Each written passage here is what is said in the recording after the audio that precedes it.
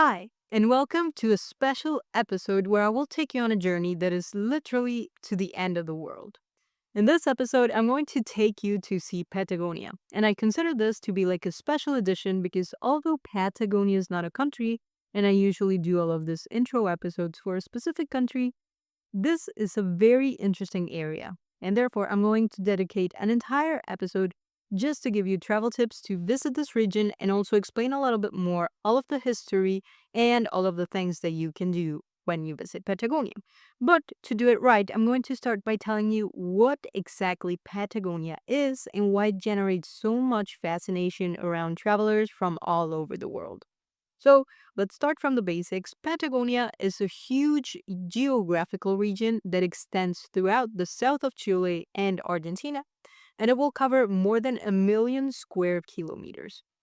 It is said that it begins approximately from the Colorado River in Argentina and the Andean relief of Aysén in Chile, and then it will extend south to Cape Horn, right where the American continent will end. With all of this, Patagonia is going to be one of the most remote, wild, and spectacular regions of the entire continent. And for me, it's one of the most impressive places that I have visited among all of my travels, and it is one that I think everyone should visit before they die because it has such beautiful landscapes. This region is going to be a land of extremes because here you'll find gigantic mountains, you'll find ice fields, glaciers, fjords, pampas, turquoise lakes, ancient forests, and also skies that will change color every hour of the day. But you can also find small towns and constant winds that will give you a feeling of immensity that will be unique and unlike anything else that you've seen. And I find that all of the trips that give me this feeling are kind of like recharging me in a way because they make me feel extremely grateful for the world that we live in. In the Chilean part, the Patagonia is going to be characterized by the fjords that it has and the glaciers that will be part of the southern ice field, which is one of the largest on the planet after Antarctica and Greenland. Here you'll find places like Torres del Paine, Puerto Natales, Cochrane, and the Carretera Austral. So I just said a bunch of weird names in Spanish, but all of these are going to be extremely beautiful places. On the Argentinian side, the landscape is going to be a little bit different. It will be a bit more dry, more open, but equally impressive. And over here, you'll find the Patagonian Steep, the Perito Moreno Glacier, the Mount Fitzroy, and towns like El Chaltén, El Calafate, or Ushuaia, which is considered the southernmost city in the entire world, or as they like to call it, the end of the world. But beyond all of these landscapes, Patagonia is going to have something that's feeling this immensity of nature. A wind that never stops, the history of native people, and also the stories of the different explorers, gauchos, and adventurers who arrived here. But to understand Patagonia well, I'm going to look back a little bit because this land, which attracts a lot of travelers from all over the world today, for centuries was a very remote, inhospitable, and practically unknown territory, which was only inhabited by native people such as the Mapuches, the Tehuelches, and the Yaganes, who knew how to survive in these extreme conditions. With the arrival of the Europeans, even this area was very remote for most of them, and the great majority did not want to go and live there. And it was only by the end of the 19th century when both Chile and Argentina began to look south with more interest. And they did it for several reasons.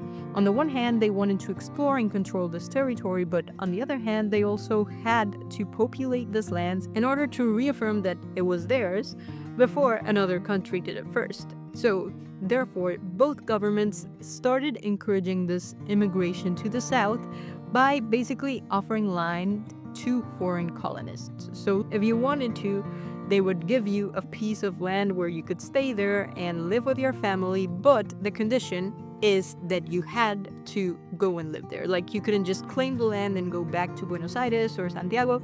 You had to take the land and stay living there. And this is how Germans, Swiss, Croats, Italians, and even Welsh arrived, and they settled in different parts of Patagonia. And this later proved to be a little bit problematic because these families that received this land from the government, then didn't want to give them up when this became a protected area. And even now, you're going to see that some of the parts of the park are going to be privately owned because the government hasn't been able to buy this land from like this owners that received this land many, many, many years ago, probably from like their great great grandfather. And nobody cared for this land until it became, of course, very touristy. So this is still an issue. And of course, on top of that, not everything was very clear and peaceful when they were splitting which part of the Patagonia was going to be Chile and which part was going to be Argentina. Because that delimitation of this border was a long and conflictive issue. For many, many years, both countries claimed part of the territory, especially in the areas where the mountain range was not very well defined. And this started generating diplomatic tensions, and it was necessary to carry out explorations and geographical studies to draw a line that both countries would accept. And here, a key figure will appear, which is Francisco Pascasio Moreno, better known as Perito Moreno. Perito Moreno is an Argentine explorer, geographer, and naturalist that was fundamental for Argentina to be able to present its case before the international courts in the border disputes. Thanks to these expeditions that he took throughout lakes, rivers, and mountain ranges of the south, as well as his ability to interpret maps and negotiate with European diplomats, Argentina was able to conserve several territories in Patagonia. And in fact, the Perito Moreno Glacier, one of the most famous in the continent, was named in his honor. My guide, Federico, was explaining to us a little bit how Perito Moreno was managing to convince everyone with his arguments. So, again, I'm going to be playing his recording, and even though it's in Spanish, I'm going to have subtitles to it so you can follow along and hear a little bit of Argentinian history through the voice of an Argentinian. Cuando era chico y me imaginaba los Andes, me imaginaba algo así, ¿no? Me imaginaba como un cordón montañoso y en realidad son muchos cordones y no necesariamente paralelos. O sea, la fuerza de las placas, acá tenemos las placas tectónicas, ¿no? Haciendo fuerza y hace millones de años que generaron lenta y gradualmente los Andes y la elevación. De hecho, Patagonia hubo un momento hace mucho tiempo que era tropical. No estaba en los Andes, pasaba el viento, pasaba la humedad, el océano avanzaba sobre la Patagonia de los dos lados y era un clima mucho más tropical, muy distinto a lo que es ahora, ¿sí? Sí. Pero bueno, establecer el límite con Chile fue una complicación porque eran distintos criterios, y especialmente acá en la Patagonia. Entonces Argentina comisionó a Moreno. Perito en realidad, no sé si en Colombia se usa el término perito, sí. Es como un especialista, ¿sí? Sí. Entonces, el nombre es Francisco Pascasio Moreno, pero se dice el Perito Moreno, porque era el especialista que justamente comisionó a la Argentina para que sea la cabeza de un grupo, de una comisión, en este litigio internacional con Chile, de cómo establecer el límite, principalmente acá en la Patagonia, porque tenemos más hacia el norte, más límite con Chile, con los Andes, ¿no? Entonces Moreno, que conocía, era un naturalista, un historiador, conocía mucho de la región, era de Buenos Aires y estableció un museo en La Plata. Me encantaba, era un explorador, vino acá cuando el hombre blanco, digamos, no eran comunidades originarias y digamos que estaban tranquilos y eran los primeros así explorando por acá, sabía mucho. Entonces dijo, lo comisionaron como para que sea del lado de Argentina que negocie esta situación. Él dijo, el criterio tendrían que ser los picos más altos. Entonces hacer líneas imaginarias entre los picos más altos y así trazar el límite. Sí. Los chilenos decían no, el criterio tendrían que ser las cuencas. ¿Ustedes saben el concepto de cuenca? Cuencas de un río, ¿sí? Sí. Es como que bueno, hay un río principal que drena, por ejemplo, hacia el Pacífico, acá sería el Pacífico, acá el Atlántico en Argentina, ¿no? Entonces, si la cuenca, que es todo el territorio que drena hacia un río principal que va hacia el Pacífico, esa cuenca, ese territorio, Chile. Si va hacia el Atlántico, que sea Argentina. Pero Moreno, muy inteligente, muy astuto, dijo, esto no puede ser el criterio oficial porque los humanos podemos derivar los ríos. Y él lo hizo. Él derivó un río, le cambió el sentido y entonces cambió hacia dónde fluía la cuenca. Entonces ahí el árbitro internacional en este litigio fue el Reino Unido. Era tan contundente lo argentino que no, tiene razón Moreno, tiene razón Argentina y es el criterio de Argentina. Por eso ese es el límite hoy. So well, now that you know the history of Patagonia, I want to give you a general overview of the main places that you could visit in this immense region. And what you have to keep in mind is that the distances here are going to be very vast. And also, this will be an expensive region. So, you have to know what you want to visit, and therefore, you have to prioritize. When I went, I took a very long trip. I visited 2 to 3 weeks, almost this entire Patagonia region, and even with that, I didn't even get to do all of the things on the Chilean side. So, the most important thing will be your prioritization and thinking what's your budget, how many days can you take, and then deciding which places would you stay in. In the Chilean Patagonia, there are going to be the top 5 places. The first one is Torres del Paine, which is recommended to visit between 3 to 5 days, depending on the trekkings that you will do. Second place is Puerto Natales, which might be only 1 day or 2 days. Punta Arenas, which might be like half a day or just 1 day. The Great Glacier, which is a 1 day thing. And Carretera Austral, or the Austral Highway. This one would require a minimum of about 5 to 7 days. So, from all of these ones, I didn't visit Great Glacier and Carretera Austral. I only visited the first three, Torres del Paine, Punta Arenas, and Puerto Natales. And from this ones, I'm going to later make a specific episode, but I, of course, was still wanting to visit the other places. Great Glacier, for example, is huge. It's the third largest ice mass in the world. This is what I was telling you at the beginning, just behind Antarctica and Greenland.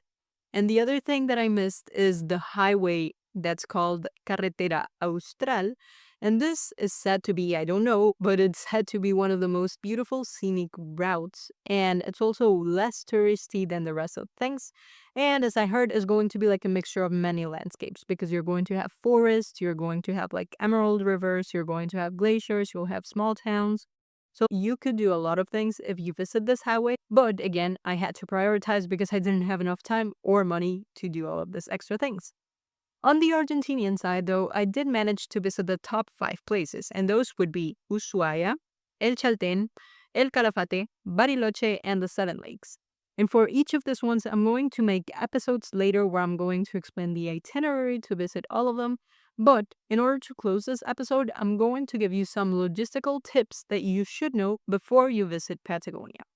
So the first one, and I've been covering this a lot, is when should you visit? In the southern hemisphere, seasons are going to be reversed than in the northern hemisphere. So December, January, February are going to be the summer months, and therefore this will be the high season. So this might be bad because it's more expensive and there's more people, but also it's high season for a reason. Days are going to be longer. It's way better for trekking, and there's also going to be good weather and everything will be open. So it has its pros and cons. When I went, I visited early December and I planned it well in advance. So honestly, it wasn't even more expensive than on other dates. So if you want to still visit on high season, you can do it. It will just require a lot of planning ahead of time. I planned with like 7 months anticipation, which is a lot for some people. So if you want to visit in peak season, you would have to do this. But if you want to avoid the crowds and try to visit in shoulder season, maybe November or March, you might also visit, and maybe you can even get some autumn colors to make the landscapes even more spectacular. But what I would tell you is that if you want to go trekking, you should avoid the winter. You should only go in the winter if you want to go skiing because most of the trekking places are going to be closed and some destinations are only going to become available for skiing. My second recommendation is how do we get to this super remote place? Well, when I went, I started my trip from Colombia, and oddly enough, Avianca flights to Chile are going to be way cheaper than to Argentina. So just for saving costs, I started from Colombia to Chile and then I did the entire trip. So I went down south in Chile, then I started on the southern part of Argentina and went up north to Buenos Aires. You could still do that, or you could start from Argentina. It doesn't matter, but the thing is, you're probably going to fly to either of these two capitals, which are going to be Santiago or Buenos Aires. If you get to Santiago, then over here you should take a flight to Punta Arenas, and then you will go from Punta Arenas to Puerto Natales by bus. If you are in Buenos Aires, then you can travel to many different places because over here there are many options. You can start south and fly directly from Buenos Aires to Ushuaia, which is the end of the world. Or you could start like in the middle, so you could fly from Buenos Aires to Bariloche, or you could even fly to El Calafate Airport, which is like in the middle between Bariloche and Ushuaia. So here you'll have a lot of options on the Argentinian side. On the Chilean side, what's most recommended is the route that I did. And my next recommendation is going to be, what should you pack in your suitcase? And well, here, the only advice I can give is pack many layers because the Patagonian climate is very unpredictable even during the summer. So don't expect that because I visited in the summer, this was very hot and that's it. No, it can rain, it can be sunny, it can have a lot of strong winds, everything probably in 1 hour. So bring thermal layers if you want.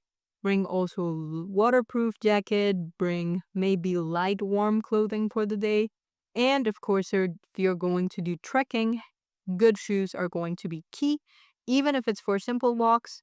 And other things that you might have to pack sometimes are going to be cash, which isn't carried around as much, but I especially used it in Argentina because even though Argentina is now accepting more and more card payments throughout the country, when I went, which was at the end of 2024, there were places that accepted card, but they would give you a discount if you were paying in cash, and also some that gave you even better price if you were paying with dollars. So that is going to be one of those regions where it is worth carrying the cash in a strong currency like dollars, but you may also want the local currency. So, because these regions are going to be remote, it's okay to carry a little bit of cash just for extra things that you might need.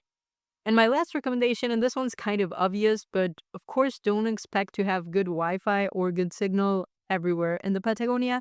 Clearly, this is not a good destination for remote workers because you may not even have a connection on your cell phone.